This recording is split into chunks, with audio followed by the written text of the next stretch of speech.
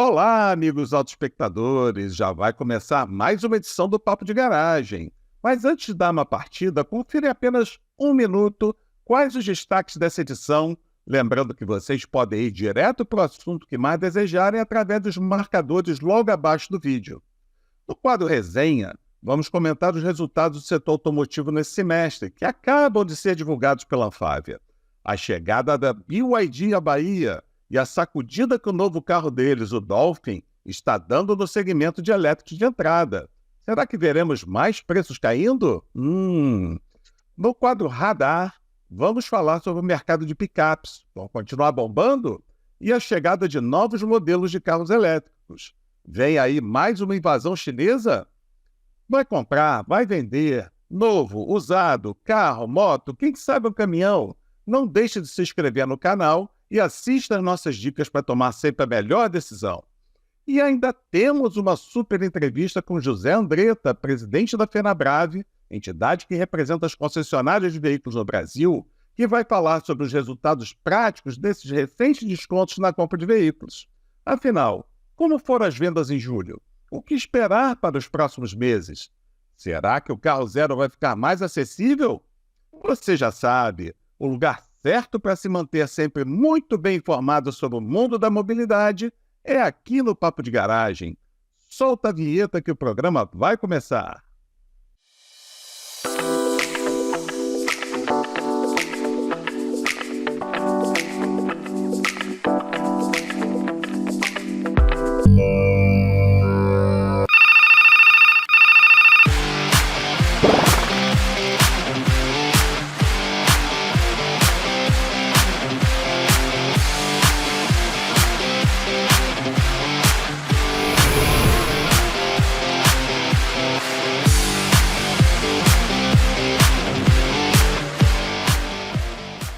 Agora sim, olá, autoespectadores! Sejam muito bem-vindos ao programa Papo de Garagem.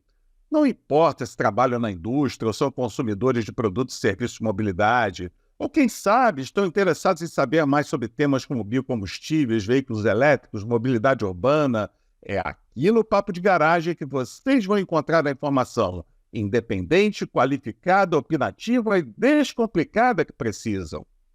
Márcio, mais uma edição repleta de novidades para nossos autoespectadores, hein? É verdade, meu amigo Bacelar. Teremos um novo programa cheio de novidades. Mas, como sempre, para que possamos continuar fazendo um trabalho interessante aqui no nosso Papo de Garagem, precisamos interagir com os nossos amigos autoespectadores. Por favor, envie suas sugestões e críticas para o nosso e-mail papodegaragem@autodata.com.br. Vou repetir. papodegaragem@autodata.com.br. Bacelar, você já chamou atenção para as nossas atrações de hoje e daqui a pouco teremos a nossa resenha, onde comentaremos os resultados desse semestre do setor automotivo brasileiro que foram divulgados recentemente pela Anfávia. Também iremos comentar sobre o recente anúncio da chegada da BYD ao Brasil e à Bahia. É isso mesmo, Márcio. E na sequência tem o quadro Radar com projeções sobre o mercado brasileiro e internacional. E logo depois finalizaremos o programa de hoje entrevistando o José Maurício Andretta Júnior, que é o presidente da FenaBrave, a Federação Nacional dos Distribuidores de Veículos Automotores. Então não vamos perder tempo e chamar diretamente a mensagem do nosso patrocinador master, da GWM do Brasil. Mais uma mensagem nova. Em poucos segundos estaremos de volta.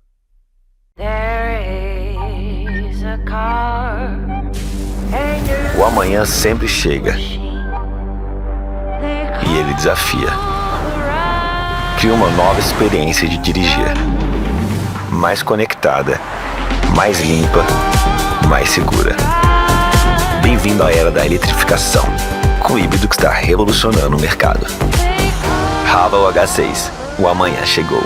GWM, hello tomorrow. Gostaria de aproveitar para chamar a atenção de vocês para o nosso mais novo anunciante, a Continental Parafusos, bem aqui em cima do meu pódio.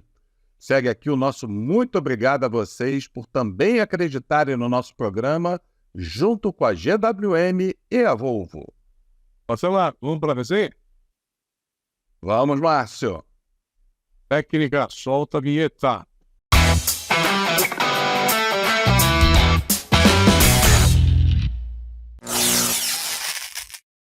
Bacelar, o grande destaque desta nossa resenha de hoje é o balanço do movimento da nossa indústria automotiva no mês de junho, com os reflexos da medida provisória 1175, que foram percebidos na prática quase que somente na última semana do mês, mas que mesmo assim fizeram dele o segundo melhor mês do ano em termos de vendas, e já projetando um julho com emplacamentos muito acima da média, já que cerca de 79 mil veículos com bônus e descontos deixaram para serem emplacados no início do mês que estamos começando agora, né?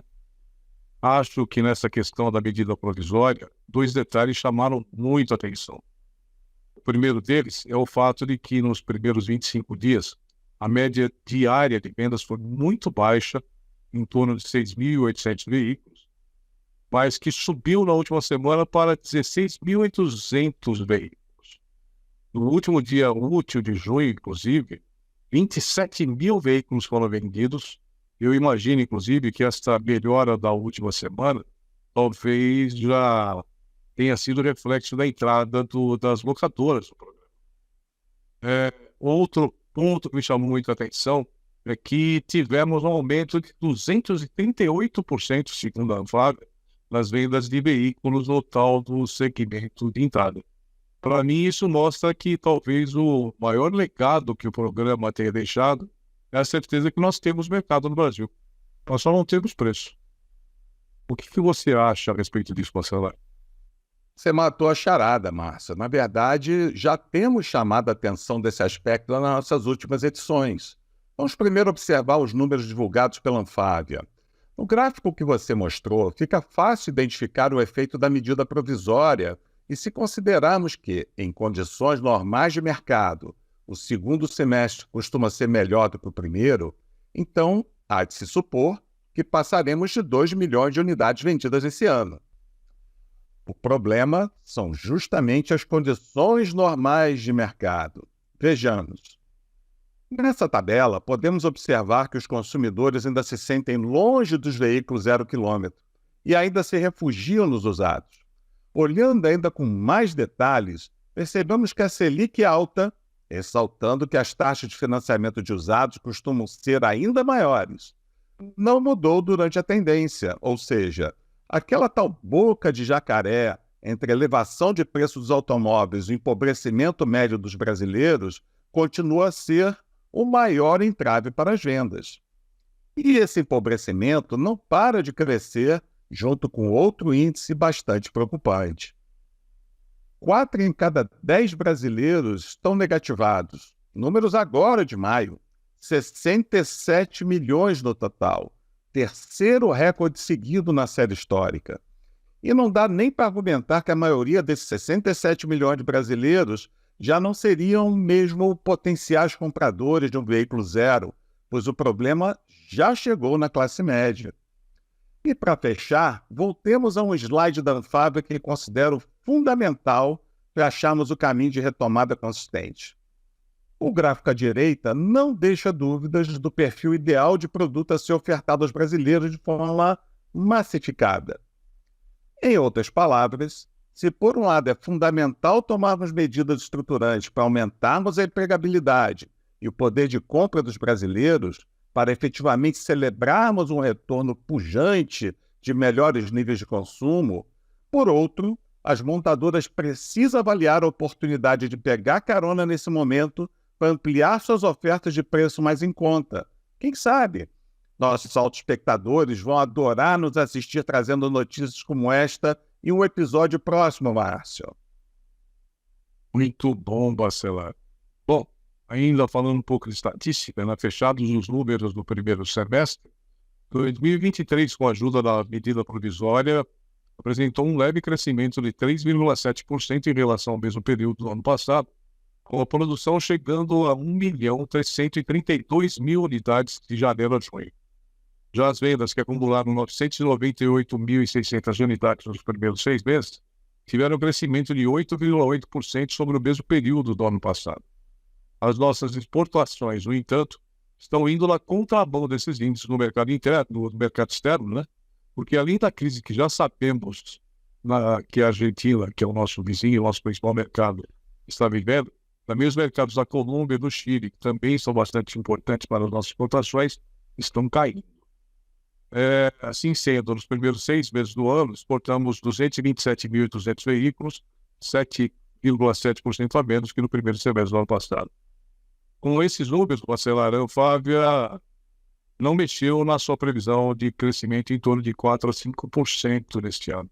O que você acha desses números, dessa previsão da Anfávia de não mexer na sua previsão de crescimento neste ano, Bacelar? Essa questão das exportações, Márcio, realmente preocupa, né? Não tem muito que a gente possa fazer, resta apenas lamentar a situação econômica caótica, para falar o mínimo, que os nossos vizinhos têm vivido, e esperar demais por dias melhores o quanto antes, benéfico não só para nós, para eles, para a região como um todo. Muito bom. Bacelar, de qualquer forma, o Brasil continua sendo um dos mercados top 10 do mundo e atraindo novos montadores. Semana passada foi a vez da BYD anunciar sua chegada ao Brasil, mais precisamente a Bahia e o município de Camaçari. Ainda não se sabe bem se vai aportar por aqui na fábrica que era da Ford ou não. Mas já se sabe que a empresa irá investir cerca de 3 bilhões de reais aqui para produzir automóveis, caminhões e ônibus elétricos. É um movimento importante porque a BYD é nada mais nada menos que a maior fabricante de carros elétricos do mundo hoje, né? Eu acho que isso é uma grande notícia aqui para o Brasil. Aliás, alguns dias antes, a montadora apresentou o Dolphin, fazendo uma aposta brava de preço. E se achou tanto do anúncio da nova fábrica, como desse lançamento do Dolphin?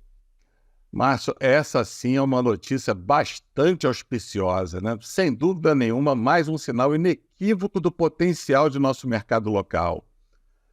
Essa iniciativa de investimento da BYD, somada à da GWM e outras montadoras chinesas que têm estudado com muito carinho fazer o mesmo movimento, sinaliza que temos sim um mercado que absorve um volume muito mais expressivo do que os 2 milhões de veículos que temos vivenciado, desde que, como falamos há pouco, o perfil dos produtos ofertados eles estejam mais adequados à grande maioria dos nossos potenciais consumidores. Ademais, concorrência sempre foi e continuará a ser sempre saudável para qualquer mercado. Certamente não seria diferente por aqui. Veja o efeito da chegada do Dolphin que você mencionou, o efeito que ele causou na precificação dos concorrentes. Há de se esperar que quanto mais movimentos desses aconteçam, mais se acirra a concorrência e mais se abre espaço para a redução do preço médio dos veículos, especialmente os veículos de entrada, para o benefício dos consumidores, a maioria deles que nos assistem aqui. Bacelar, eu acho que nesse momento a gente pode lembrar os nossos amigos autoespectadores que a gente está aqui à disposição deles para comentar qualquer tipo de acontecimento do setor automotivo que eles quiserem, né? É só eles mandarem a sua sugestão de notícia que eles quiserem que a gente comente para papodegaragem@autodata.com.br. Nosso e-mail é papodegaragem@autodata.com.br. E agora é hora do nosso quadro Radar. Neste quadro, uma parceria com a consultoria internacional Jato Dynamics, o consultor Milad Kalumi apresenta 3 tendências importantes para que vocês fiquem muito bem informados antes de fazer seu próximo negócio. Vai comprar, vender, novo, usado, carro, moto, quem sabe um caminhão? Não deixe de se inscrever no canal e assista nossas dicas para tomar sempre a melhor decisão. Inclusive, sugiro a visita ao site deles, link aqui na descrição, para conhecer com mais detalhes o trabalho que desenvolvem. Produção, solta a vinheta.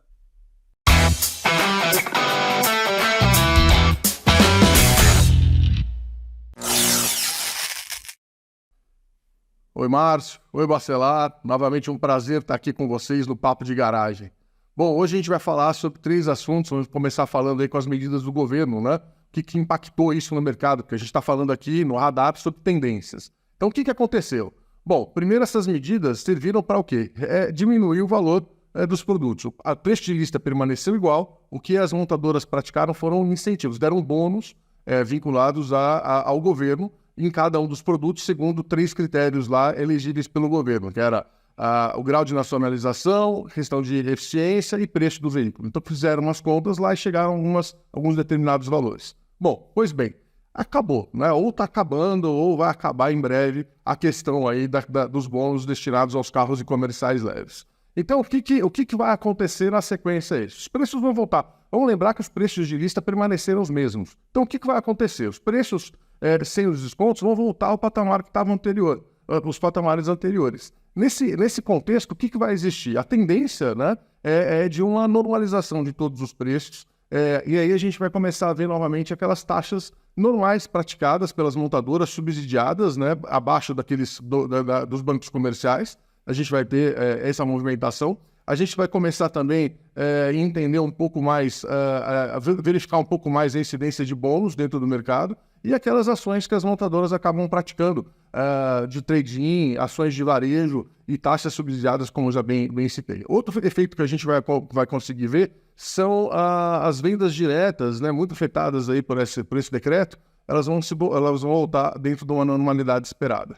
Bom, um outro tema de interesse que a gente vai falar hoje, também falando sobre um pouco de tendência, sobre as picapes. Bom, por que picape?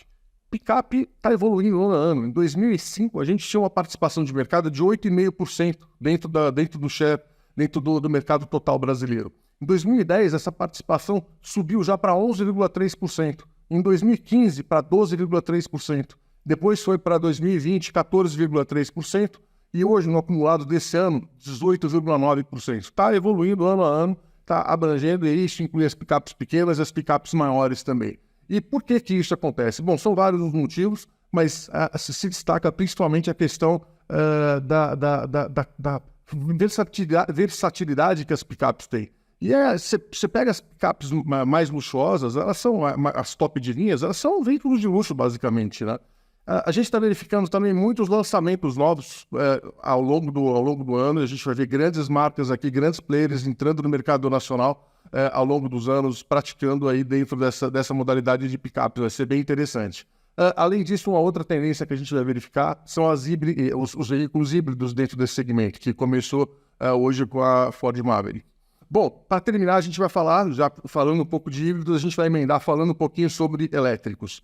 Mercado chinês, poucas pessoas sabem, mas o mercado chinês é o mercado que mais vende elétricos no mundo, né? É uma coisa absurda, as pessoas que não estão dentro do mercado não sabem disso, mas acho que é interessante. O Brasil patina ainda, a gente vendendo pouco, né? Mas estamos crescendo, ano a ano a gente está hoje com 4,5% de participação, crescente ano a ano, acho que isso é importante. Majoritariamente o mercado brasileiro é de híbridos, né? A gente consegue verificar essa situação. E todas as marcas têm desenvolvimento de veículos híbridos atualmente. Então, é uma tendência, sim, futura. A gente não pode pensar em nenhum tipo de segmento ou país sem pensar em modelos e veículos híbridos ou elétricos. E por que isso é uma tendência? Só como uma referência, o Brasil hoje tem emissões médias, né, fechando o ano passado, 104 gramas por quilômetro. A Noruega, 27 gramas por quilômetro rodado. Então, a gente tem uma margem muito grande de desenvolvimento ainda. A frota também é muito diferente. 4,5%, como a gente já citou, de eletrificados no Brasil, contra aproximadamente 86% de eletrificados na Noruega, sendo desses 64% elétricos puros. É isso, pessoal. Um grande abraço. Prazer estar aqui com vocês novamente. Valeu. Então, o que acharam? Vocês têm interesse em assistir algum conteúdo específico sobre algum indicador, alguma tendência que chame mais a atenção de vocês? Enviem suas sugestões para o nosso e-mail e visitem o site da Jato, link aqui na descrição, para conhecerem melhor o que eles podem oferecer a vocês. Muito bom, Bacelar. Meus amigos, chegou o momento do nosso tão aguardado quadro entrevista. Produção, solta a vinheta.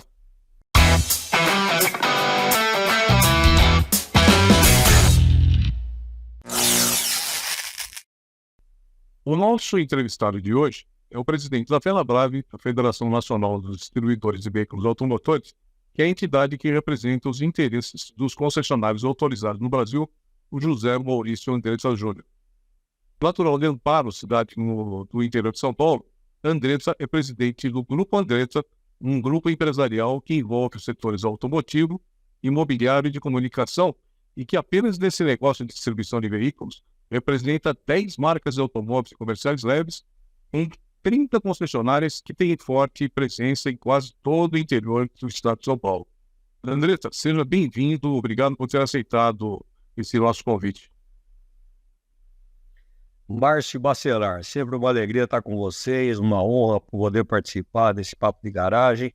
Estou à disposição, vamos em frente. Andretta, você é o atual condutor de um grande grupo de concessionários que é um dos mais importantes do Brasil e é um empresário de muito sucesso. Qual é o conselho que você daria hoje para quem está pensando em entrar nesse negócio da distribuição e venda de veículos? É um bom negócio? Márcio, para mim, todo negócio é bom ou é ruim. Depende da administração, da equipe que você tem, do time e do empenho que você dá no negócio. Então, para mim, eu fiz a minha vida em cima do setor automotivo. Nasci dentro de uma revenda de automóveis do meu pai. Vocês conhecem a história lá em Amparo, concessionária de Chevrolet Caminhões, em 1954, quando eu nasci. Comecei a trabalhar lá com 12 anos de idade, trabalhei em todas as funções. E o meu objetivo não era ser concessionário, eu era químico, físico, nuclear. Era o meu sonho ter seguido essa carreira. Mas, infelizmente, me perdi meu pai com 14 anos de idade, eu já trabalhava desde os 12, e tive que me dedicar ao negócio de concessionária. Eu herdei a parte da concessionária do meu pai. Tinha um irmão menor, minha mãe, e aí eu usei todo o conhecimento da minha cabeça de físico e de químico para usar na concessionária e fazer sempre o melhor possível. Eu digo o seguinte, a vida, você não pode ter o foco em resultado em dinheiro, você tem que ter o foco em fazer bem feito aquilo que você faz e com amor. O dinheiro, o resultado, tem que ser a consequência de um trabalho profissional bem feito, que a gente tenta fazer, nem sempre consegue, mas na maioria das vezes sim. Então é isso aí que é a minha receita, é o que eu fiz da minha vida toda.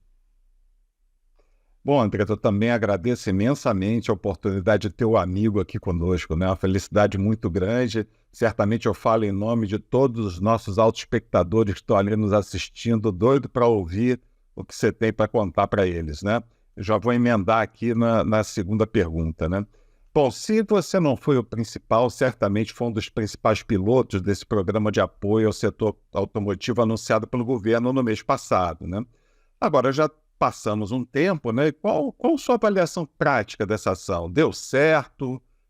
Adicionalmente, levando em consideração que boa parte do nosso público aqui são clientes da indústria, o que eles podem esperar para os próximos meses, né? O tal do day after, né? Será que o carro zero vai ficar mais acessível? Veja, eu fui um dos que, convidado pelo pessoal do MIDIC, o vice-presidente Alckmin, o MIDIC, apresentou uma sugestão para acelerar as vendas de carro, o mercado automóvel que estava num momento difícil, tá certo? Eu acho que o sucesso foi tão grande que você vê, era projetado para durar 4 meses, em um mês se esgotou. Então, é aquilo que eu falei, não apareceu no primeiro instante, porque os emplacamentos demoraram, houve troca de notas, houve um delay aí. Troca de notas do concessionário, voltou para a fábrica refaturou o carro, mas o mercado, o dia a dia da loja, da concessionária, para você ter uma ideia, parecia que eu estava há 4, 5 anos atrás. Aquele fluxo, isso demonstra que o cliente não compra o carro pela internet, ele quer ir na loja, é necessário fazer o test drive para não comprar o carro errado. Então, ela nos deixou um grande legado,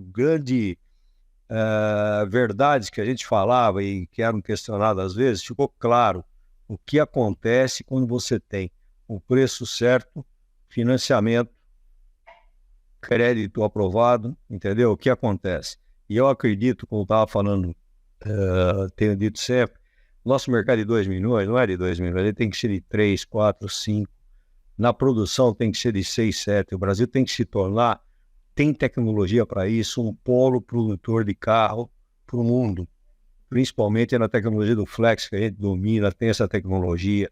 O álcool, agora estão estudando extrair da palma. Você tem o biodiesel. Nós temos um país enorme, com grandes coisas, e temos a tecnologia já desenvolvida. Pode ser ainda melhor desenvolvida.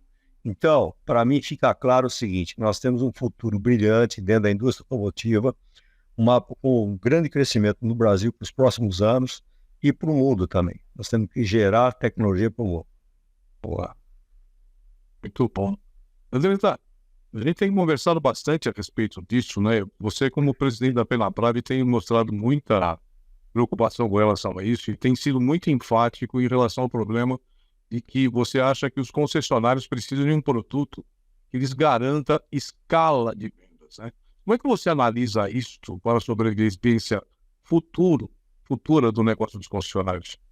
Então vamos lá, vamos dividir em duas etapas aqui. Antes da pandemia, o mercado vinha 3 milhões de carros, ele vinha subindo, e no gradativo, o degrauzinho estava subindo. Com a pandemia, ele caiu para 2 milhões, e estabilizou em 2 milhões, a 2, e esse ano estamos lutando para ficar no 2 e talvez crescer um pouco. Perdeu-se muita escala, os carros ficaram mais caros, entendeu? A parte da base da pirâmide perdeu o volume. Então, se você tem uma concessionária que você vendia 100 carros por mês, hoje ela está vendendo 0 quilômetros, está vendendo 50 carros, isso é uma mudança brutal do dia a dia da operativa da concessionária. Você precisa de metade dos vendedores, você precisa, a equipe de F&I, por exemplo, ela fica superdimensionada. É difícil esse ajuste, entendeu? Então, quando você aumenta a escala, você aumenta a produtividade das pessoas. As mesmas pessoas produzem mais, elas são mais estimuladas, elas ganham melhor. Todo mundo sai lucrando. Então, eu digo para você, vender um carro de 60 mil, um carro de 600, praticamente é o mesmo trabalho que você tem que fazer. A demonstração estática, o test drive, a entrega do veículo. E tem diferenças grandes, entendeu? Então, a escala do produto é o que traz, movendo a oficina daqui 2 anos, daqui 1 ano, entendeu? Se cai a escala, daqui a pouco ele vai morrendo movendo a oficina. A venda de peças, ela vai sentindo. E nós estamos num momento agora que nós temos que levantar essa escala para que o concessionário se mantenha. Se não, começa a quebrar concessionário, começa a vender concessionária, começa a diminuir. E aí a capilaridade de venda também é muito importante. Se tem uma cidade lá, Pirapozinho lá, tem todas as marcas lá, o cara tem a opção de escolher. Se tem uma marca, 2 marcas, 3 marcas, ele vai naquela marca, entendeu? Porque ele não quer sair da cidade dele para fazer uma revisão e levar na outra. Se precisa dar uma assistência técnica, ele não tem assistência. Então, a capilaridade de rede é muito importante e para ela ser mantida, é necessário você ter escala na revenda. É isso que eu quero dizer. Ô, Andretta, bom, antes da próxima pergunta, deixa eu aproveitar a oportunidade aqui me dirigir aos nossos autoespectadores, né? Dizendo que vocês podem mandar sugestões de executivos para serem entrevistados, de temas para serem discutidos. Mande as suas sugestões e participe do show junto conosco. Mas vamos lá, Andretta. Não há como ignorar, você inclusive acabou de mencionar aqui os veículos elétricos, né? Todo esse movimento do entorno de um produto absolutamente novo aqui no Brasil. Só no mês passado eu tive a oportunidade de participar de 3 eventos sobre o assunto, o maior deles organizado pela Anfávia em Brasília, que inclusive nós estávamos juntos lá, né? Bom, sobre esse aspecto, como anda o planejamento das concessionárias para trabalhar cada vez mais com um produto assim tão diferente, não só na venda, mas também no pós-venda? Veja, eu acho que o veículo elétrico é um excelente produto, tá certo? Não tem dúvida com relação a isso. Agora, ele serve para algumas finalidades, né? Como você tem carro a gasolina puro, a diesel puro, a flex híbrido, flex plug-in, você tem o elétrico, você tem o célula de hidrogênio, você tem uma gama de produtos. Então é como você ter vários remédios. O remédio se aplica a cada doença que você tem. Então, por exemplo, para alguns países, o elétrico é fundamental. Você chega, por exemplo, Xangai, tinha uma poluição tremenda lá no meio ambiente. Como é que despolui aquele local? Com carro elétrico. Hoje, 1/3 da frota de Xangai é de carro elétrico já. Vai ser 100% daqui a pouco. O cara não respirava na cidade. Eles usavam a máscara bem antes da pandemia porque não conseguia respirar. Não conseguia enxergar na frente. Eu tive lá 10 anos atrás, eu senti isso aí na pele. Então, ali é um local porque ele desloca a poluição. Agora, o mais importante é como é que é produzida essa energia. Tem energia suficiente? De onde ela vem? Ela vem do carvão, vem do coisa? Ela não gera redução de CO2, ela despolui. Mas é importantíssimo nesse mercado que isso aconteça. Então, eu quero dizer o seguinte, tem mercado para tudo, entendeu? No Brasil, nós temos alguns problemas, por exemplo, o tamanho do território, né? Por exemplo, minha nora tem um carro, minha filha tem carro elétrico. O que acontece? Para o trabalho delas, que é pegar a filha na escola, levar para casa, voltar, pequenos percursos, é fantástico. É o melhor. Agora, se você precisa sair, rodar mais quilometragem, mais coisa, já é complicado a carga, o tempo de recarga. Você sabe melhor, nós já participamos desses debates há 5 anos, que eu participo com você falando disso aqui. Então, para mim, todos os produtos são bons. O problema é onde você vai utilizar, para que finalidade você quer aquele produto, entendeu? Então, eu não tenho preferência por esse ou por aquele. Eu digo, o concessionário, ele vende tudo. Se tiver bicicleta que não vão vender, se tiver cavalo, a gente vende cavalo, se tiver avião, helicóptero, nós vamos vender também. Nós estamos aqui para fazer negócio. Esse é o objetivo. É a ponta do varejo. Sem a ponta. E nesse período da promoção, ficou provado isso, pô. Você não acredita o movimento que deu nas revendas. Eu tinha dias que eu via pelas câmeras aqui, eu mostrei para vocês que eu enxergo todas as concessionárias por câmeras aqui. Pô, lotada, todas as mesas, aquele barulho, aquele agito, foi sensacional. Mostrou que realmente comprar carro pela internet é para poucos, entendeu? A pessoa precisa andar no automóvel. Se você não andar, e eu estou trocando de carro agora, cada semana eu uso um produto dos que eu vendo. Eu estava meio desatualizado, confesso, com relação aos produtos que eu vendo. Então eu estou usando cada semana um tipo de automóvel. É impressionante a tecnologia que tem e o quanto você utiliza dessa tecnologia. Você usa muito pouco do que tem, entendeu? Então, nós temos as opções. Agora, a pessoa precisa comprar o carro certo. O maior problema é quando você vende um carro errado para aquela pessoa, entendeu? Você precisa do produto X, você vende o produto Y para ele. Isso traz insatisfação para o cliente, traz problema para ele, ele quer vender, aí o carro já é seminovo. Aí, problema. Então, tem que ter a demonstração estática, sentindo, sentando, pegando, tem que ter o test drive. E hoje, eu não digo nem test drive, tem alguns carros que tem que ter um demo drive. O cara tem que ficar 2, 3 dias com o carro usando ele. Você não consegue, tanta coisa eletrônica, tanto comando, que é complicado. Para um jovem, talvez seja mais fácil. Mas mesmo assim tem dificuldade e usa muito pouco da tecnologia que tem no carro. Então, para mim, todos eles são importantes. Nós temos que ter toda a opção. Se você chegar aqui, eu quero tal tipo de produto. Está aqui.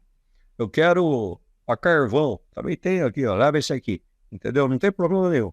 Agora, o carro elétrico, ele demanda ainda uma evolução de pontos de recarga, que é complicado. Tem concessionárias minhas que a companhia de energia não tem capacidade energética para ter os bicos de carregamento com a velocidade que as montadoras querem, né? Isso é complicado. A manutenção do carro requer uma série de cuidados. Você tem que ter um box preparado, um mecânico treinado, equipamentos de segurança.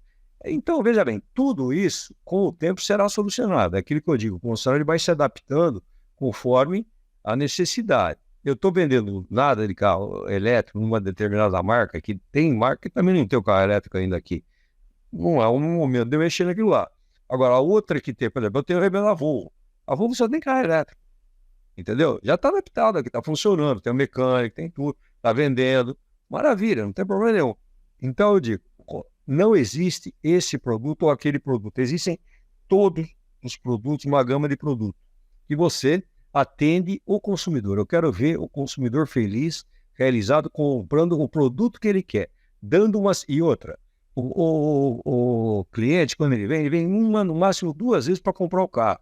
Depois ele passa 20 vezes na concessionária. Outro dia, numa concessionária Hyundai minha, todo dia que eu não entro, na minha sede, que tem uma Hyundai aqui do lado, nossa, eu passo na sala de espera e converso com os clientes. Tem um cliente lá fazendo a 20ª revisão de 20 mil quilômetros no HB20. De 200 mil quilômetros, desculpa, 200. Ele fez todas as revisões do carro. Falei, putz, que beleza. E aí, vamos aproveitar e trocar esse carro. Pô. Falei, o carro ainda tá bom, rapaz. Pô, em 200 mil quilômetros eu troquei uma bateria, fiz todas as revisões, troquei óleo, tá? O carro tá perfeito, o carro tá novo. Entendeu? Então, quando você dá devida manutenção pro carro e você tem uma concessionária também que te atende bem, você se sente bem em casa, dentro da concessionária, faz amigos aqui dentro, é como se você estivesse na sua casa. Hoje, numa revenda Hyundai minha, eu consigo fazer uma revisão no carro que não tenha nenhum problema além da revisão, vamos dizer assim, em 1 hora, pra você ter uma ideia.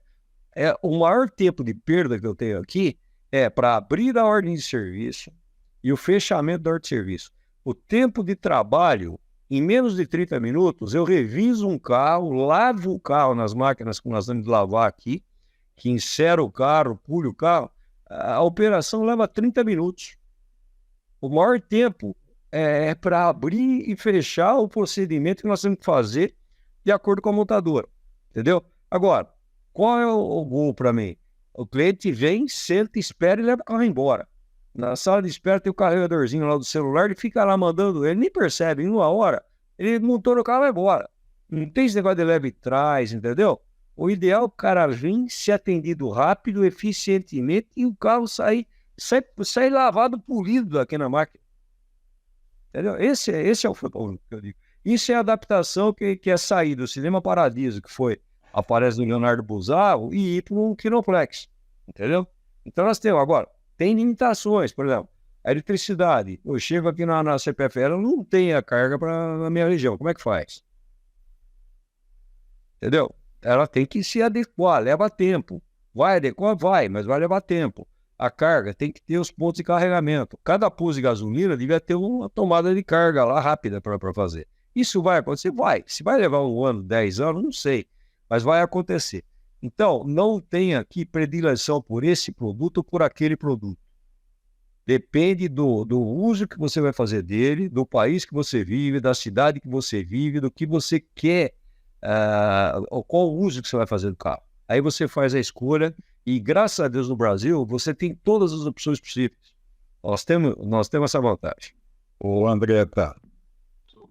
Marcelo, é importante lembrar aos nossos amigos autoespectadores que eles têm que se inscrever no nosso canal para receber informações sobre as nossas próximas atrações também. Andretta, você sabe que eu comecei minha carreira aí pela Brave, quando ela era Brave, pelas mãos do nosso saudoso amigo Carvalhinho, né? Mas depois eu passei uma boa temporada em caminhões, cara. Por isso eu sempre tento perguntar alguma coisa de caminhões. A gente aí no teu balanço aí que você fez essa semana, a gente conversou um pouquinho a respeito de caminhões, que na medida provisória acabou não tendo ainda não apresentou tanto resultado, cara. Eu sei que você tem alguma opinião a respeito que está faltando ali um legalzinho, cara. Eu queria que você comentasse um pouco qual é a tua ideia a respeito desse legal que está faltando na medida provisória. Olha, você sabe, eu nunca trabalhei com caminhões, não conheço do mercado de caminhões. Eu tenho aprendido muito esse 1 ano e meio que eu estou na presidência da FenaBrave com relação a caminhões, tá certo? Por conversar com o Zonta, que é o nosso responsável pela área, o Franciuli, que também veio, que é o nosso superintendente, veio também de caminhões Volvo, né, conhece profundamente o sistema. Há 20 anos se fala em renovação de frota, nunca saiu do papel o negócio. Foi o que eu falei na nossa coletiva de imprensa lá. Eu acho que agora foi dado um impulso, tem um pote de dinheiro lá para ajudar nesse processo, tá certo? Agora, faltam ainda algumas definições. Por exemplo, hoje no pronunciamento que o presidente Alckmin fez, eu estava assistindo aqui ao vivo, ele fala que a pessoa pode comprar um caminhão usado e dar como entrada, ou scrapear, baixar o documento lá e tal. Existem alguns steps ainda para serem ultrapassados para chegar lá. Não vai ser na velocidade porque o carro estava pronto o projeto. O caminhões ainda leva tempo. Porém, há 20 anos que não acontece. Como foi a reforma tributária. Ficou aí 30 anos, não andava, de repente andou agora. Então precisa ter foco, empuxo. Eu falei com o Franciuli hoje cedo sobre isso aí, até perguntei algumas dúvidas para ele com relação então o cara pode comprar o caminhão e scrapear, ok. Mas ele compra esse caminhão velho por 50, 60 mil reais. Quanto o scrap paga para ele? 5, 10 mil reais? Nós tivemos reuniões com o pessoal da Gerdau, você tem uma ideia, Márcio? Ele diz o seguinte, não sei se você sabia, o caminhão antigo, o carro antigo, sucateado, quando ele vai lá e passa pelo processo de desintoxicação, tirar os fluidos do carro, depois ele é prensado, depois ele é derretido, de acordo com a temperatura vai saindo o produto. O aço que faz da reciclagem, a qualidade do aço é maior do que a qualidade do aço que vem da... Peraí, cortou aqui. Que vem do minério de ferro, entendeu? Então, o que acontece? É um aço de melhor qualidade ainda. Tudo isso tem que ser visto, ser feito. Agora, se você compra um caminhão, e qualquer coisa que se movimente nesse país como um caminhão antigo, ele vale 50, 60 mil reais. Concorda? Você não tem caminhão de 20 mil reais, 30. O cara precisa daquilo para trabalhar. Então, se você compra por 60, mas recebe 5, 10, o que você faz? Como é que você cobra os outros 50? Vai ter um desconto, tem vários pontos que ainda tem que trabalhar. Agora, eu espero que é o seguinte, um pote de dinheiro aqui para o cara fazer renovação de frota, o incentivo virá. Nós estamos trabalhando fortemente nisso aí na Fenabrave agora o nosso foco lá também é a renovação de frota, de caminhões, sempre foi, mas agora eu sinto que é um momento da gente, mais uma vez, contribuir com o governo. O governo, quando chama a Fenabrave é a primeira que se apresenta para dar sugestões, dar ideia e trocar, e quebrar as resistências que existem. Eu acho que nós vamos, antes do que nós imaginamos, eu não posso qualificar o tempo, mas nós vamos, sem dúvida, Márcio, em breve ter, e não só de caminhões, de automóveis também. Eu acho que o de automóveis e comerciais leves é muito importante. Eu dei um exemplo outro dia, eu estava saindo da minha casa, eu moro no condomínio fechado, e tinha uma pampa, mas pensa num carro detonado, sem lanterna, saindo aquele tucho de fumaça de escapamento. O cara pôs 2 tubos de PVC de 40 amarrado na coisa, com vassoura, limpador de grama e tal, e a máquina de cortar grama em cima. Eu parei e comecei a pensar, falei, olha, devia até filmar, levar isso aí para o pessoal ver. Esse camarada, se você tirar esse carro dele, provavelmente ele não esteja com a licença em dia, esteja a multa atrasada, mas se tirar, ele perde, ele mora de fome. Como é que ele vai trabalhar? Como é que ele leva a máquina de cortar grama no condomínio fechado? Como é que ele leva o equipamento que ele precisa para o jardineiro? Então, nós temos também, o caminhão, sem dúvida, mas o automóvel comercial leve, principalmente, nós precisamos, na sequência, vamos sugerir para o governo também, vamos fazer uma reciclagem desse, é mais fácil de fazer. Você tem aí, tem que ter fundo verde, fundo de petroleira, montadoras podem ajudar nisso aqui. Tem muita coisa que é possível fazer. Precisa ter um projeto consistente, inteligente e que leve a coisa a andar, a ter interesse todo mundo em fazer e despoluir o nosso planeta. Porque se ficar do jeito que está, Márcio, não vai ter planeta para os meus filhos, para os meus netos viverem. Nós já passamos, eu costumo dizer, pela nossa idade, nós 3 aqui, nós vivemos a melhor fase da raça humana no planeta Terra. Eu tenho consciência disso. Nós víamos os Jetsons, o telefone lá em Amparo era de manivela, não era nem de disco. Muita gente que está assistindo não sabe o que era um telefone de manivela. Você ligava, dava o impulso lá, telefone, você falava, telefonista, falava assim, eu quero falar no número 572. Ela pegava os fios, conectava, atendia do lado de lá, entendeu? Hoje não tem. E nós vimos chegar daquele nível ao nível que nós chegamos hoje, de satélite, de tudo. Agora, daqui para frente, se nós não cuidarmos do planeta, eu estou muito consciente disso, não vai ter mundo para esse pessoal viver. Andretta, momentos românticos, né, que nós vivemos. Você foi bem feliz em dizer que nós fomos bastante felizes vivendo esses momentos, né? Você também fez uma observação aí, né, sobre os nossos autoespectadores, muitos deles jovens, muitos deles até ainda se formando na faculdade, né, trilhando ali, começando a dar os primeiros passos na sua vida profissional. E não por outro motivo, a gente tem a tradição aqui de finalizar esse quadro de entrevistas, tirando proveito da experiência do nosso entrevistado, né, para brindar boa parte desses nossos autoespectadores com, sei lá, umas 3 dicas que você daria a eles para trilhar uma carreira de sucesso tão boa como a sua. O que você pode falar para eles? Eu diria o seguinte: primeiro, 99% de transpiração e 1% de inspiração. Tá? Todo mundo quer ser um Schumacher, um Ayrton Senna, um Nelson Piquet, né? Mas é um no planeta que chega naquela posição. Então, você tem que ser bom naquilo que você faz e trabalhar muito. Não pensa que fácil, você vai ter inspiração, vai ficar milionário. Isso é difícil de acontecer. E mesmo esses que eu citei, imagina a vida que eles levam, que eles trabalham, testam, risco, tudo que eles fizeram. E um segundo ponto, seria fazer aquilo que você gosta, quer fazer. Eu era para ter sido físico, como eu falei, químico. A vida mudou o meu curso, mas eu usei todo o conhecimento que eu tinha da minha mente para me tornar um bom concessionário, um bom profissional, um bom pai de família, entendeu? Construir uma família bonita, graças a Deus, sou muito feliz nesse ponto. E é isso aí, fazer aquilo que você gosta. E o terceiro ponto, nunca ter como foco o dinheiro, o resultado, o lucro. Pense o seguinte, faça o melhor que você puder, trabalhe bastante da forma bem feita. O dinheiro é uma consequência do trabalho profissional bem feito que você tem que fazer. Se você fizer isso aí, você pode ter certeza que o resultado virá. Então, além disso, você tem que ter uma família bonita, uma família... Eu estou casado há 43 anos com a minha mulher. Sempre que eu tenho oportunidade, eu digo que eu conheço ela há 50 anos. A Sônia foi o amor da minha vida e minha alma gêmea, né? Ela fica em casa, cuida de mim, das crianças, das netas. Meus 2 filhos são bem casados hoje, tem 3 netas maravilhosas. Então, a família, para mim, como dizia a Jovem Pan nos nossos tempos, é a essência de tudo, né? Eu acho que se você tem tranquilidade para fazer um trabalho, trabalhar o volume de horas que eu trabalho, é porque lá, quando eu chego em casa, eu tenho um porto seguro. Eu tenho vontade de ir para minha casa. Tem gente que não tem vontade de chegar em casa. Aí já é problema, tem que resolver isso aí também.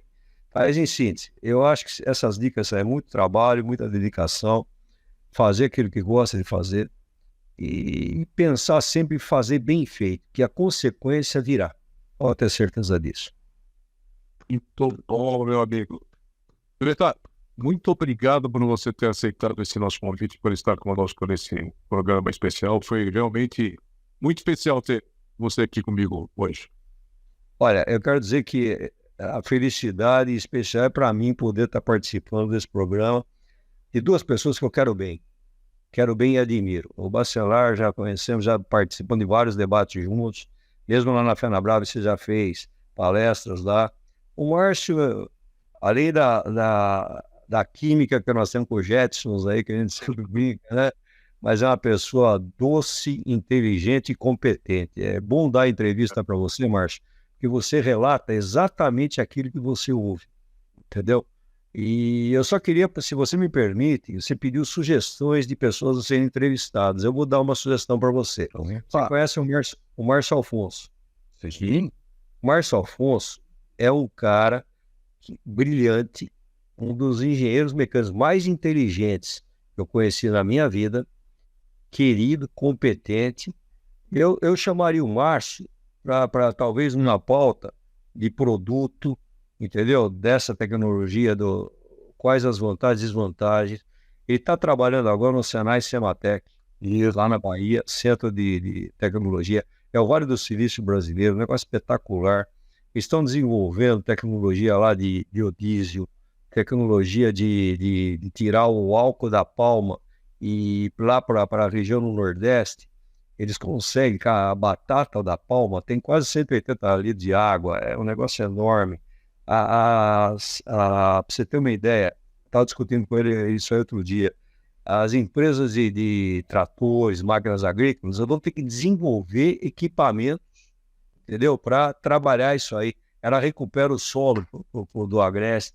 Tem coisas lindas que ele pode falar para vocês, mas eu vou deixar só uma sugestão. É um cara que eu aprendi a respeitar e admirar nesse convívio que eu tive com ele desde o ano passado até agora. Em todo lugar que eu vou, em indústria automobilística, eu falo do nome dele, o pessoal gosta, admira e respeita. Essa é uma Nós vamos atrás. Márcio Alfonso é gênio. Ele é um dos gênios da indústria. Esse é o bom dar nome, Márcio.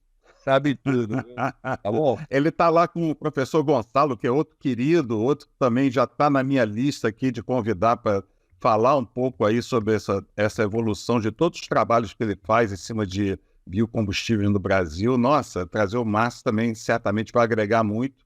Agora, eu não posso também deixar de dar minha palavra de agradecimento aqui, né, Andretta? Putz, quanto conhecimento você destilou aqui para os nossos autoespectadores. E que história de vida linda que você também se deu aqui ao luxo de compartilhar com a gente. Nossa, qualquer agradecimento é pequeno. Eu tenho certeza que eu falo muito também em nome aqui de todos os nossos autoespectadores, todo mundo certamente maravilhado com tudo que você compartilhou aqui com a gente. Muito obrigado. Olha, eu me sinto honrado, feliz de ter participado e estou à disposição de vocês sempre, tá bom? Uma alegria. E nos nossos encontros lá, de quando houver o próximo, eu vou lá e prometo contar umas piadas novas para vocês. Muito bom. Um abraço. Um abraço, fiquem com Deus. Tchau, tchau. Bom, caros autoespectadores, chegou a hora da gente finalizar o nosso programa de hoje. Tenho certeza que vocês gostaram muito do conteúdo. E não deixem de se inscrever no canal e enviar e-mail com sugestões e críticas. Meus amigos, foi mais uma vez uma honra estar com todos vocês hoje. Espero que vocês tenham gostado do nosso programa. Se gostaram, não se esqueçam de deixar aqui o seu like. E, por favor, não se esqueçam, estaremos de volta daqui a 15 dias.